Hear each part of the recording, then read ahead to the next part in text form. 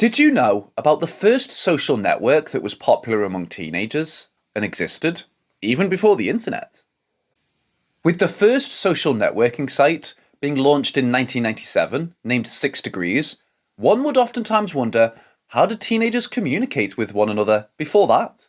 There were no mobile phones, so no texting, and definitely no Facebook or TikTok, and landlines were not always available and were very expensive. Worse, sometimes when one would try to call another, they would only hear the beeping noise that indicated the line was busy. But sometime in the 1960s, people found out about the beep line, and that's when things changed for many teenagers out there.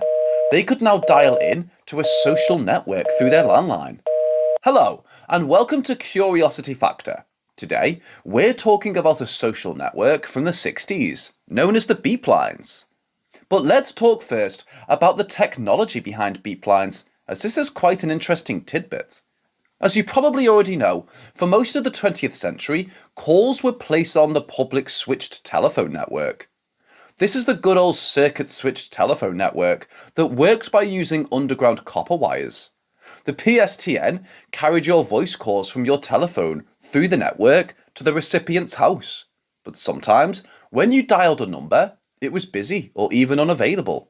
And if that happened, the central office of your carrier would connect your incoming call to a circuit on which the busy signal tone was produced. Now the thing is, these busy signal circuits did not have their voice path cut off. So if you reached that busy signal at the same time as another person, you could potentially talk to that individual. Of course, the conversation would be interrupted every so often by the beep of the busy signal. But if you didn't mind that, you could potentially meet someone new and maybe even make a friend. This beep line was discovered in the 1960s during call-in segments of radio programs. As many people tried to call the same number at the same time, they would, of course, end up reaching a busy signal through which they could speak to other shunted callers.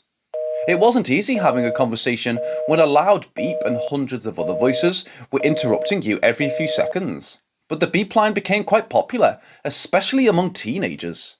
In some areas, this whole new way of communicating and meeting new people was known as the beep beep line. In other places, it was called dial-a-date or the jam, or even the grapevine. But one thing was for sure, once teenagers caught wind of it, they were hooked.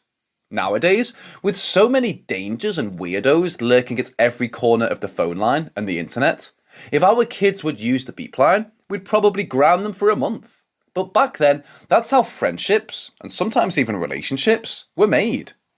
Many teenagers, now grown-ups, have admitted to using the beep line to connect with new people, and even arrange meetings with them. Sounds dangerous, but back then, they were just having fun. And to be fair, it kinda sounds like the Tinder of the 60s.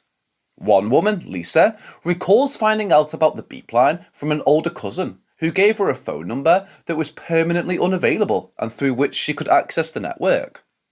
She remembers talking to a few guys and even getting their phone numbers. After chatting for a while, Lisa asked them over to visit her. You can only imagine how her mom freaked out when they showed up at the door. But still, as many people recall their experience with the beep line, no bad things seem to have happened. It was mostly just harmless fun that made teenagers stick to their family phone like glue for hours on end. On the beep line, they could be anybody they wanted to be, and speak to the opposite gender, even when in reality, they were quite shy. Does it remind you of the internet nowadays? Unlike Lisa's story from earlier, you did not always have to meet with the person you were speaking to. You could just be in it to have fun. But beep lines were short-lived. By the mid-1980s, the majority of central offices completed the conversion of their equipment to electronic switching systems, and that was the end of this massive conference call. Did you know about beep lines? Let us know in the comments section below. And if you enjoyed learning new and interesting facts, make sure to subscribe to our channel and click the bell icon. Thanks for watching, and we will see you again in our next video.